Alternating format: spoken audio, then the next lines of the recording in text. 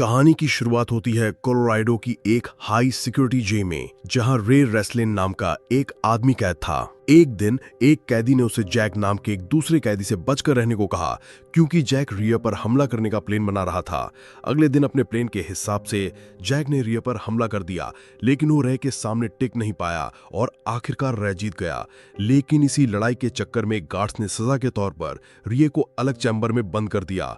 ये जेल का वो हिस्सा था जहां सबसे खूंखार कैदियों को 24 घंटे कैद में रखा जाता था। लेकिन इस नए कमरे में कोई खिड़की तक नहीं थी, सिर्फ एक टॉयलेट था। इसके अलावा कैमरेस की मदद से 24 घंटे उस पर नजर रखी जाती थी। अब रे तुरंत जेल से भागने के प्लान के बारे में सोचने लगा। उसने जेल में घूमकर हिसाब लगाया कि जेल के पास ही एक गैराज है।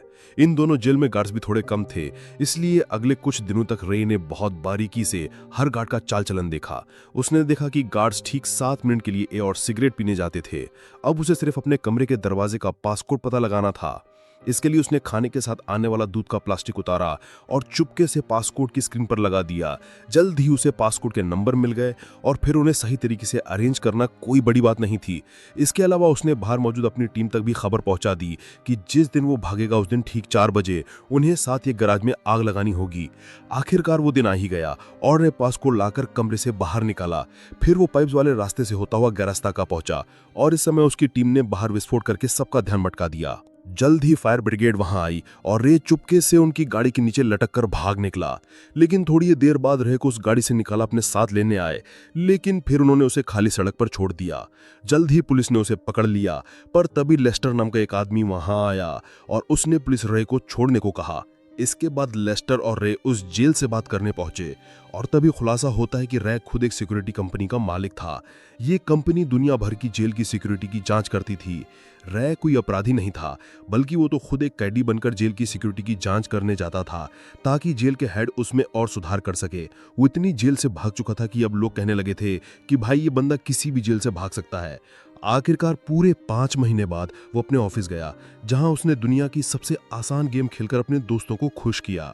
इसके बाद उसके पार्टनर लेस्टर ने उसे जेसिका नाम की एक लड़की से मिलवाया। वो चाहती थी कि रे दुनिया की सबसे खुफिया और कड़ी सिक्योरिटी वाली जेल की जांच करे, लेकिन उसकी ये शर्त थी कि रे और उसकी टीम को ये जेल कहाँ मौजूद है इस बारे में कोई जानकारी नहीं होगी। इस काम के लिए वो लाखों डॉलर्स देने को तैयार थी, लेकिन रे को ये सब कुछ ठीक सा नहीं लगा, पर लेस्टर के थोड़ा मनाने पर वो राजी हो गया। इसके बाद उन्होंने पोर्टसन नाम की आतंकवादी की पहचान दी और फिर रेवन जेल में उसकी बाजू में एक ट्रैकर भी लगा दिया, लेकिन जल्द ही उसे किसी ने अगवा करके बेहोश कर दिया और उन लोगों ने बड़ी बेरहमी से उसकी बाजू में लगा वो ट्रैक्टर भी निकाल दिया।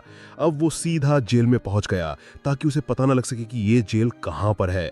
जब रे की आंख खुली तो उसने देखा कि वो एक कांच के डिब्बे में बंद था और उसके चारों ओर कई कैदी थे।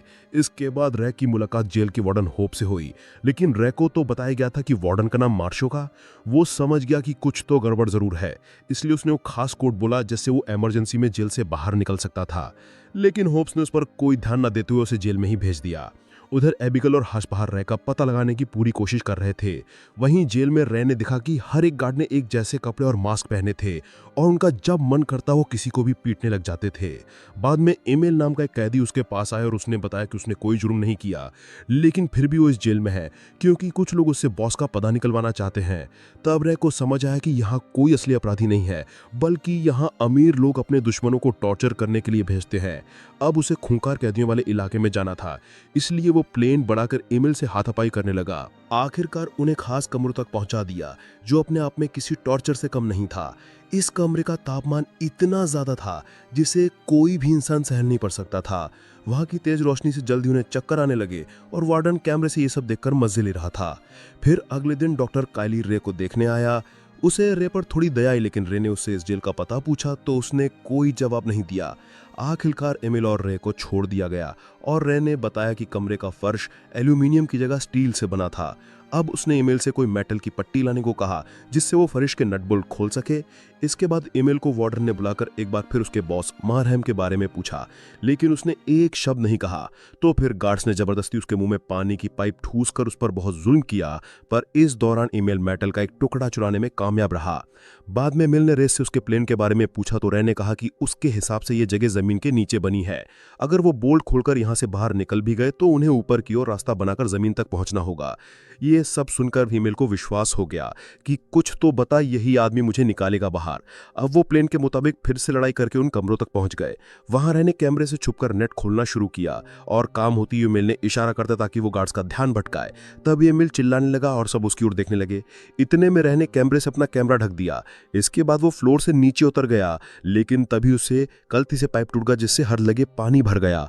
आखिरकार जब वो ऊपर पहुंचा तो उसने देखा कि ये जेल जमीन पर नहीं बल्कि समुद्र के बीचों बीच पानी की एक विशालकाय जहाज में थी।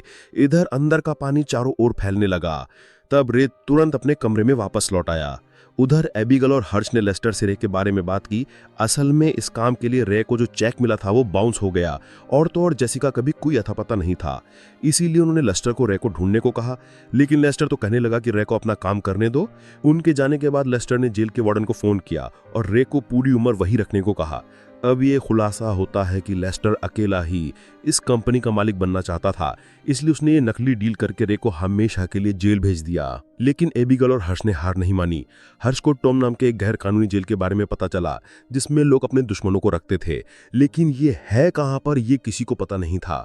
उधर जेल में रे और एमिल को पता लगाना था कि वो दुनिया के किस हिस्से में मौजूद थे। इसके लिए रे ने डॉक्टर से मदद मांगी, लेकिन डॉक्टर ने उसकी कोई मदद नहीं की।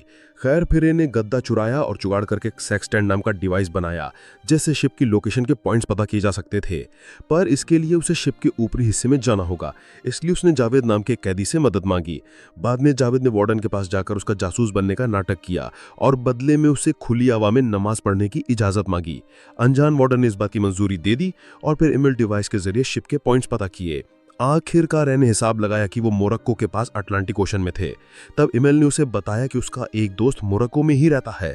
अगर वो किसी तरह उस तक खबर पहुंचा दें तो वो अपनी टीम के साथ उन्हें बचाने जरूर आएगा। अब रे फिर से डॉक्टर कैदी से मिला और उसे मदद करने के लिए मना ही लिया। फिर रात को डॉक्टर ने इमेल के दोस्त को ईमेल लिखा और उनकी जेल का पता दे दिया। आखिरकार भागने का दिन आ गया और जावेद ने वार्डन को झूठी खबर देकर कहा कि ब्लॉक ए में लड़ाई होने वाली है। ये सुनकर वार्डन ने तुरंत सारे गार्ड्स को ब्लॉक ए में भेज दिया और खास कमरों में अब सिर्फ 2 गार्ड्स रह गए। रे ने मौका देखकर लड़ाई शुरू कर दी और जल्दी ही एक दूसरे को पीटने लगे। तभी इमेल, रे और जावेद शिप के ऊपरी हिस्से की ओर भागे, लेकिन वार्डन ने तुरंत पूरी शिप में लॉकडाउन लगा दिया। हुआ ये कि उन तीनों के ऊपर पहुंचने से पहले ही सभी दरवाजे लॉक हो गए और मजबूरन उन्हें वापस लौटना पड़ा। इसी वक्त अमील का दोस्त अपने आदमियों के साथ हेलीकॉप्टर में वहां तक पहुंच गया, लेकिन शिप में गार्ड्स और कैदियों के बीच धुआंधार गोलीबारी चल रही थी। इसी दौरान जावेद के पेट में गोली लग गई। अब रे ने अपना दिमाग लगाया और कंट्रोल रूम में जाकर बिजली काटने का फैसला किया।